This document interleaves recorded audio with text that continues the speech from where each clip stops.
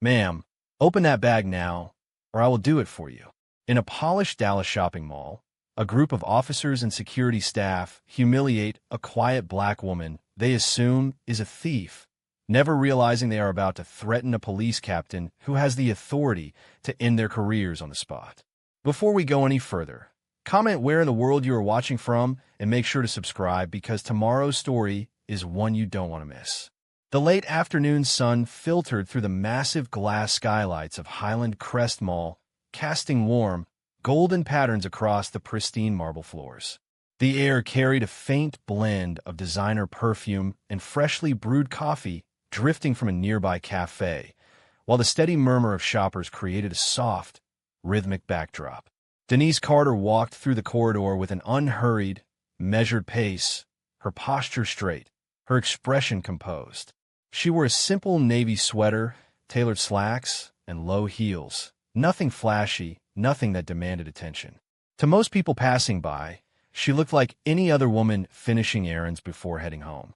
But Denise noticed everything. The subtle flick of a security camera adjusting its angle.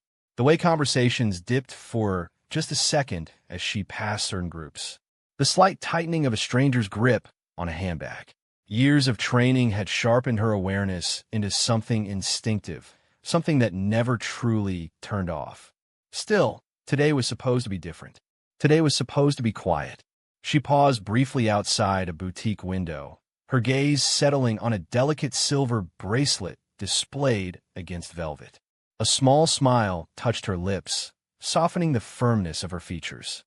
"Jasmine's going to love that," she murmured under her breath, picturing her niece's bright, excited expression. For a moment, the weight of responsibility she carried daily seemed to lift, replaced by something simpler, warmer. Denise stepped inside the boutique, the gentle chime of the doorbell announcing her presence. The lighting shifted immediately, softer, more intimate, casting a subtle glow over glass display cases lined with carefully arranged jewelry. A slow jazz melody drifted through hidden speakers, smooth and unobtrusive.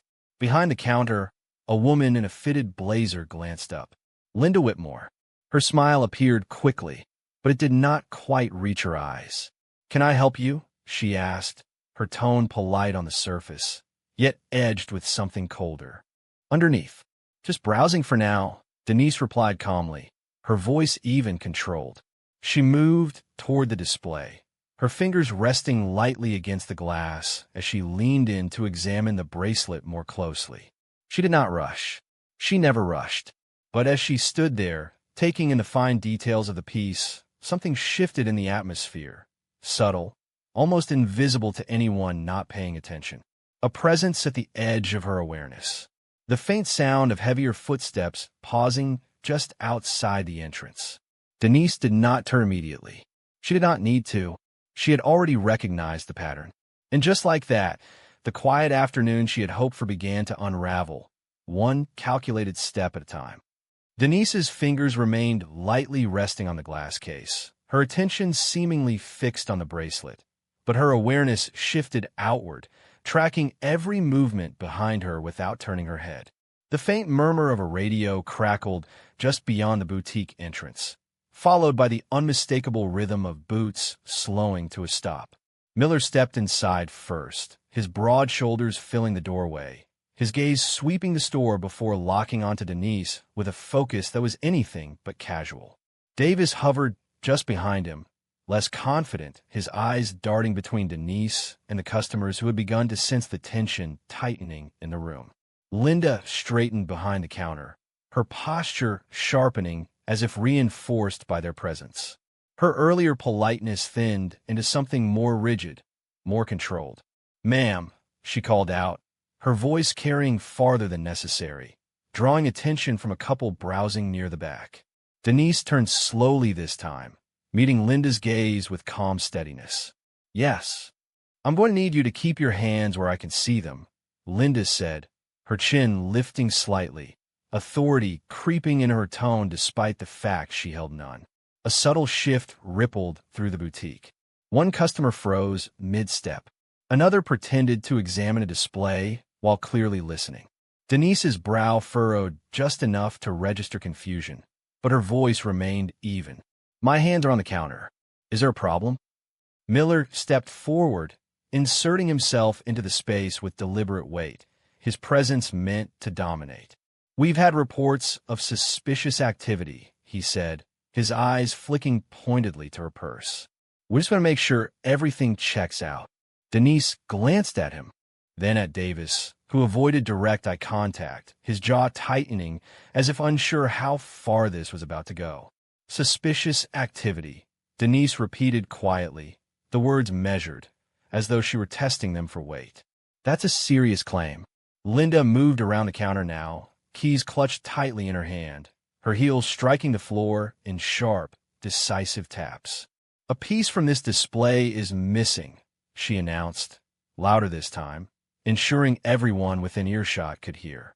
And you were the only one standing here. A low murmur spread among the onlookers. Denise felt the shift immediately, not just attention, but judgment, the kind that settled quickly and without question. She exhaled slowly, keeping her shoulders relaxed, her posture unchanged. I haven't taken anything, she said, her voice steady, unshaken. Miller's lips pressed into a thin line, unconvinced or perhaps unwilling to be convinced. Then you won't mind us checking your bag, he replied, already stepping closer, reducing the space between them to something intrusive. Denise's grip on the edge of the glass tightened just slightly, not out of fear but restraint.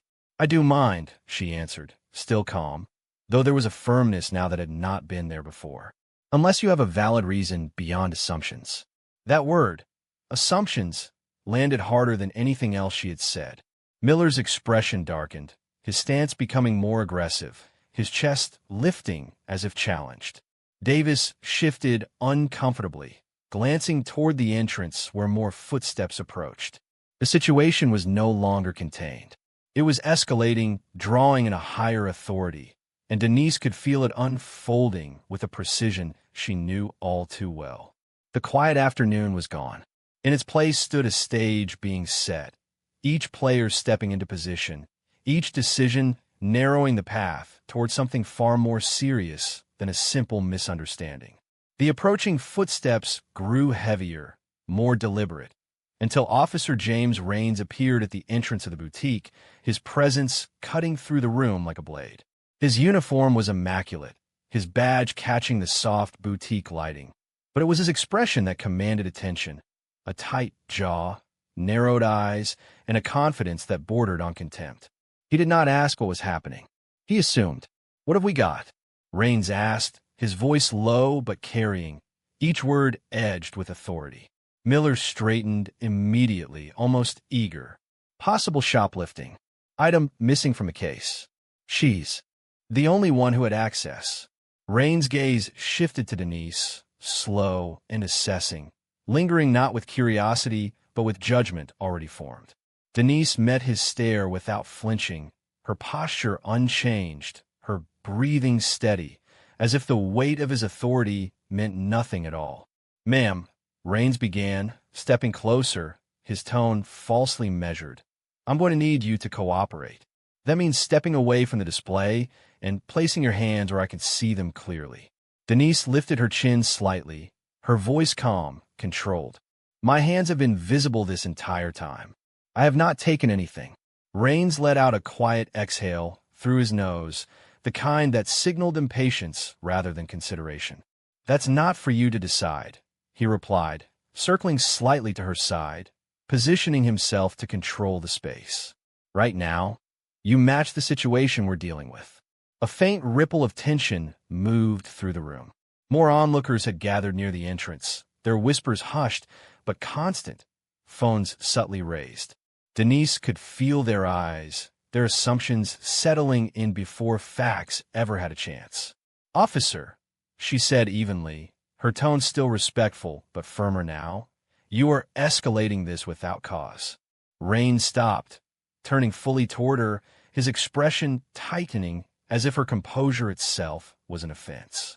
No, he corrected sharply. What I'm doing is my job. And right now, you're making that job harder than it needs to be. He gestured toward her purse with a quick, impatient motion. Set the bag on the counter. Slowly. Denise did not move immediately. Not out of defiance, but calculation. Every second stretched, the silence thick with expectation. Then, with controlled precision, she lifted the strap from her shoulder and placed the purse gently on the glass surface. The soft thud echoed louder than it should have. Rain stepped closer, invading her space completely now, his presence pressing in from the side. "Open it," he ordered. Denise turned her head slightly toward him, her eyes steady, unreadable. "Do you have a warrant?" The question landed like a spark in dry air. Miller shifted, Davis looked down, and Linda's lips pressed together tightly. Rain's expression hardened instantly, any pretense of professionalism thinning into irritation. "You don't get to ask questions here," he said, his voice dropping lower, more dangerous in tone. "You comply, or this turns into something else." Denise held, his gaze unblinking, her calmness now a stark contrast to the tightening tension around them. "It already has," she replied quietly. For a brief moment, something flickered in Rain's eyes. Not doubt, not yet, but a crack in certainty.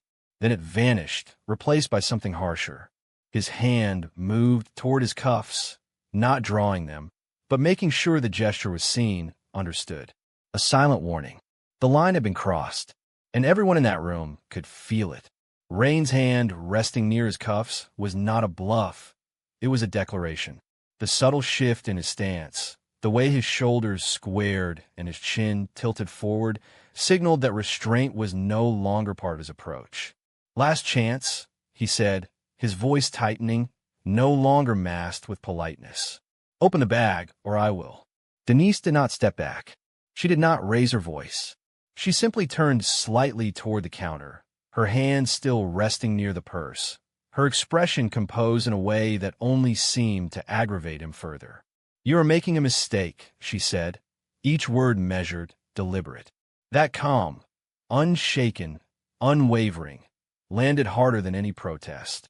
Rain's jaw flexed, a faint twitch betraying his irritation. He glanced at Miller, then back at Denise, as if confirming his next move. "Go ahead," he said sharply. "Let's see what she's hiding." Miller stepped forward immediately, his hand reaching for the purse without hesitation. Denise's fingers moved just enough to block the motion, not aggressive, but firm, an unmistakable boundary. The contact was brief, but it was enough. Rains reacted instantly. "That's obstruction," he snapped, his voice rising now, loud enough to echo against the boutique's walls. "You just made this a lot worse for yourself." The words carried weight, and the crowd responded. A woman near the entrance gasped quietly. Someone whispered, "She shouldn't have done that."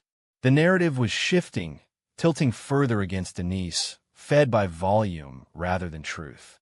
Linda seized the moment, stepping closer, her voice sharp with vindication. "I saw her," she insisted, pointing directly at Denise. "She was right here, right in front of the case." Then the piece was gone. What else am I supposed to think? Her accusation hung in the air, loud, public, final. Denise turned her head slowly toward Linda, her gaze steady, not angry, not pleading, just clear. "You are supposed to be certain before you accuse someone of a crime," she replied quietly. "Not guess." But her words were drowned out by Rain's next command. "Enough," he barked, stepping in, his hand now firmly gripping Denise's wrist. The movement was sudden, controlled, meant to assert dominance. "You're being detained." The boutique seemed to shrink around them. Denise's arm was pulled slightly behind her, not violently, but with enough force to make the intent unmistakable. Davis shifted uneasily, his foot sliding back as if he wanted distance from what was unfolding, but said nothing. Miller stood rigid, watching, committed now to the direction things had taken. Denise did not resist. Her body remained steady, her posture aligned, her breathing even despite the pressure on her wrist. "Detained for what?" she asked, her voice still calm, though firmer now, cutting through the noise rather than rising above it. Rains leaned closer, his voice dropping to a low, controlled intensity meant only for her. "For theft, for obstruction, and for not knowing when to comply. He released her wrist just long enough to reach for her purse himself, his movements deliberate, invasive. The zipper slid open under his grip, the sound sharp in the tense silence. Every eye in the room locked onto that bag. This was the moment they had all been waiting for, the confirmation of guilt, the justification of suspicion. Denise watched him, her expression unchanged, as if she already knew how this would end. And somehow, that certainty in her eyes made the room feel even more unsteady, as though the outcome everyone expected was about to fracture in ways none of them were prepared for. The zipper gave way under Rain's grip, the sharp metallic sound slicing through the silence as he pulled the bag open wide without hesitation, without permission, as if the act itself was already justified in his mind. His hand dove inside, rummaging through its contents with rough, impatient movements, shifting personal belongings aside with little regard. A wallet, keys, a folded receipt. Each item was exposed briefly, then discarded back into the bag as though none of it mattered unless it confirmed what he had already decided to be true. The crowd leaned in, anticipation thick, eyes fixed on his hands. Linda's arms folded tightly across her chest, her lips pressed into a thin, expectant line, while Miller stood just behind Rains, his gaze sharp, eager for validation. Denise did not move. Her hands remained visible, resting calmly at her sides now, her posture unchanged despite the invasion of her privacy unfolding inches away. Her eyes followed Rain's movements, not with anxiety, but with a quiet, steady focus that seemed entirely out of place in the chaos surrounding her. Rains exhaled sharply, his frustration beginning to surface as his search yielded nothing of interest. His movements grew more forceful, pushing deeper into the bag, turning it slightly, shaking it once against the counter as if something might fall out and prove him right. Nothing did. The absence of evidence did not slow him down. Instead, it seemed to harden him. "Where is it?" he muttered under his breath. Then louder, his voice rising to fill the room. "You think you're clever? You had time to stash it somewhere else." Denise's gaze remained locked on him. "Or maybe," she replied evenly. "There was never anything to find." The words landed with precision, cutting through the tension like a clean line. A few heads in the crowd shifted. Doubt, faint but present, began to flicker. Rains straightened abruptly, his hand withdrawing from the bag, his expression tightening as the narrative he had built began to slip. He was too far in to retreat. "That's not how this works," he snapped, louder now, reclaiming control through volume. "Just because I don't see it right away doesn't mean you're clean." He pushed the purse aside with a firm shove across the glass counter, the impact drawing a sharp intake of breath from someone near the entrance. Denise's eyes followed the movement briefly, then returned to him, steady as ever. "You've searched my belongings without cause," she said, her voice calm but edged now with unmistakable authority. "You've detained me publicly, and you still have nothing." Rains stepped closer again, closing the gap between them, his presence looming, his tone dropping low, tight with irritation. "What I have," he said, "is probable cause. And what you have is a problem if you keep pushing me." His hand moved again, this time not to the bag, but toward her arm, fingers tightening just enough to assert control without drawing attention to the force behind it. "Turn around," he ordered, the command direct, unmistakable. "We're done playing games." The words echoed, heavier than before. Miller shifted forward, ready to assist. Davis hesitated, his eyes flicking between Denise and Rains. Uncertainty creeping into his expression, but still he did not intervene. The moment teetered on a knife's edge. Denise remained still for a heartbeat longer, her gaze steady, her composure unbroken. Then, slowly, deliberately, she turned her head slightly toward Rains, her voice quiet, controlled, and carrying a weight that did not match her appearance. "You are about to make a decision you cannot undo." For the first time, the certainty in her tone did not sound like defiance. It sounded like a warning. And still, Rains did not hear it. Rains' expression hardened into something final, something that no longer entertained the possibility of backing down. The brief flicker of uncertainty that Denise's words had introduced was gone, replaced by a stubborn resolve rooted in pride more than judgment. "Yeah," he said slowly, almost amused. "I've heard that one before." His lips curved into a faint, dismissive smirk, the kind that came from a man who believed consequences only applied to other people. His grip tightened on Denise's arm, not enough to injure, but enough to make his control unmistakable. "You're not in a position to warn anyone," he continued, his voice dropping into a colder register. "You're in a position to comply." Miller stepped closer, aligning himself at Denise's other side, his stance squared, ready to assist.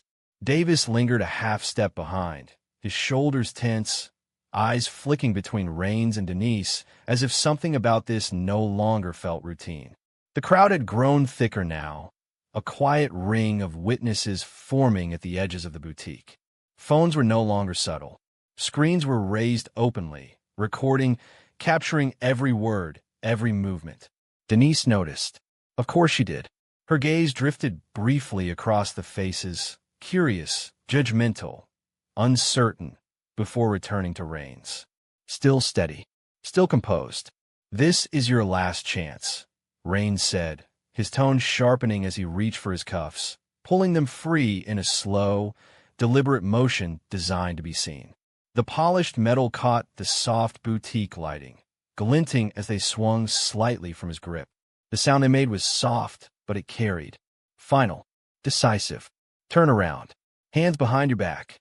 The command settled over the room like a weight. Denise did not move. Not immediately. Instead, she drew in a slow, controlled breath, her shoulders rising just slightly before settling again. When she spoke, her voice was quiet, but it carried, farther than Rains' raised tone ever had. "Officer Rains," she said, using his name for the first time, each syllable precise, deliberate. He paused, just for a fraction of a second. Not enough for anyone else to notice, but enough for something to register. Denise tilted her head slightly, her eyes locking onto his with a clarity that cut through the noise around them. "You're not just making a mistake," she continued. "You're building a record. Every word, every action, every decision you've made in the last 5 minutes, it's all going to matter." The boutique fell quieter. Even Linda's rigid posture faltered for a moment, her fingers tightening against her arms. Miller shifted his weight, uncertainty brushing the edge of his confidence. But Rains let out a low, incredulous chuckle, shaking his head as if amused by the audacity. "A record," he repeated, his smirk returning, sharper now. "You think this is some kind of courtroom?" He lifted the cuffs slightly, letting them dangle between them. "Out here, I decide what matters." Denise held his gaze unblinking. "That's exactly what worries me," she replied. The words were not loud, but they landed with a weight that lingered. For a brief moment, the space between them felt charged, like something unseen had shifted. And then Rains made his choice. He stepped in, closing the last inch of distance, his hand moving decisively toward her wrist, the cuffs ready in his grip. "Turn around," he repeated, his voice firm, final. "Now!" And with that, he discarded the last chance he would ever have to walk away. Rains' hand closed around Denise's wrist, the cold metal cuffs lifting into position, the final step of his decision unfolding in full view of everyone watching. For a fraction of a second, the moment seemed irreversible. Then Denise moved, not with force, not with panic, but with a precise, controlled motion that stopped everything. "That's enough," she said. Her voice did not rise, yet it cut cleanly through the room, sharper than anything that had come before. Rains froze. It was subtle, almost imperceptible, but it was there, the hesitation of a man whose instincts had just been triggered by something he did not understand. Denise turned fully toward him now, slowly, deliberately, her wrist still in his grasp, but no longer restrained by his authority. Her free hand moved toward the inside of her jacket. Miller tensed instantly. Davis took a half-step back. "Don't reach for anything." Rains snapped automatically, but the command lacked the certainty it once carried. Denise did not stop.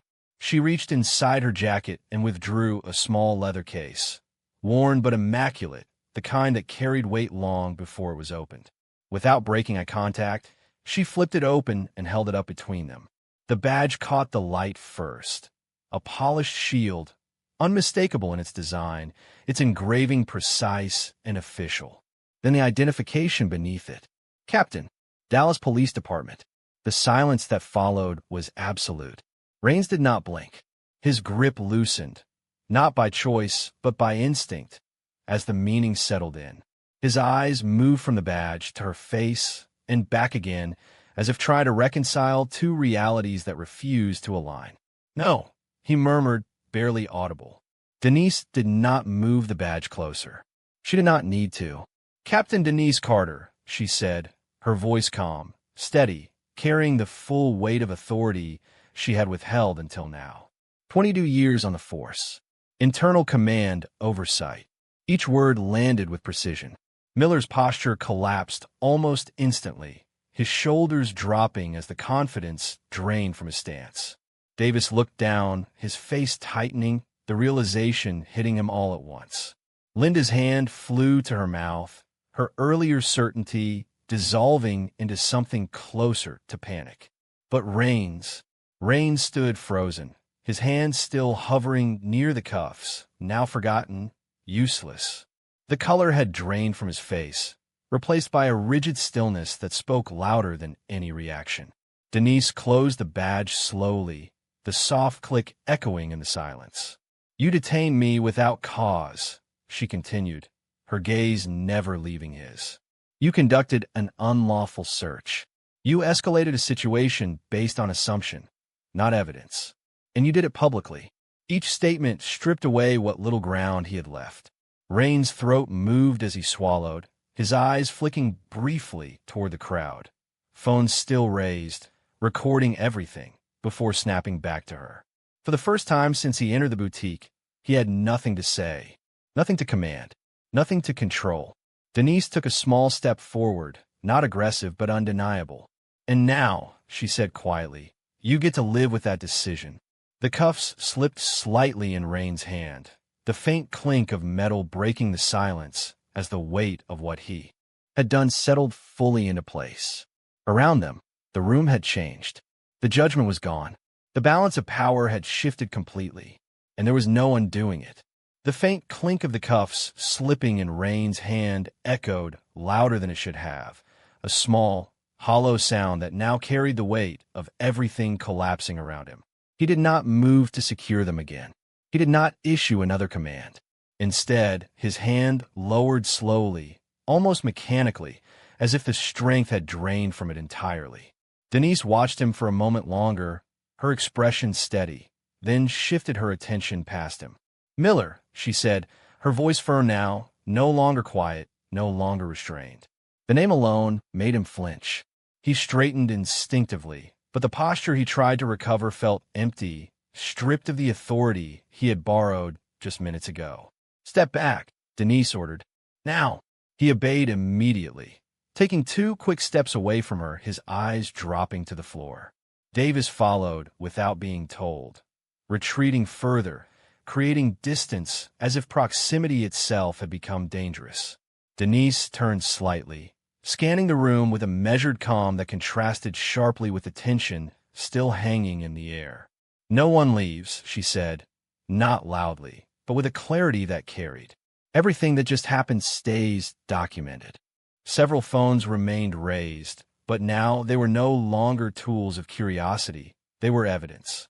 Rains swallowed hard, finally finding his voice, though it came out thinner than before. "Captain, I didn't stop." Denise cut him off, the single word halting him instantly. She stepped closer, not aggressive, but deliberate, forcing him to meet her gaze. "You made every decision yourself. You do not get to rewrite it now." The humiliation settled visibly across his face, his earlier confidence replaced by a rigid, strained stillness. Denise reached into her pocket and pulled out her phone, dialing with practiced precision. She did not look away from him as she spoke. "This is Captain Carter. I need internal affairs and a supervisor unit at Highland Crest Mall, Crystal Boutique entrance." We have an officer-involved misconduct incident, unlawful detention, and unauthorized search. Multiple witnesses. Active scene. A pause. Yes, I'll hold. The words were calm, procedural, but they carried finality. Around them, the atmosphere shifted again, this time not with tension, but with consequence. Linda's composure cracked completely. I thought, she began, her voice trembling, but the sentence never finished. Denise turned her head, just enough to acknowledge her, her expression unreadable. You thought wrong, she said simply. Linda stepped back, her confidence gone, her earlier certainty reduced to silence. Within minutes, the distant sound of approaching sirens filtered faintly through the mall structure, growing louder, closer. Raines heard it. Everyone did. It was no longer abstract. It was real. He glanced toward the entrance, then back at Denise, as if searching for something, an out, an explanation, anything that might undo what had already been set in motion. There was none. Denise stepped aside slightly, creating space as if preparing for what was coming next.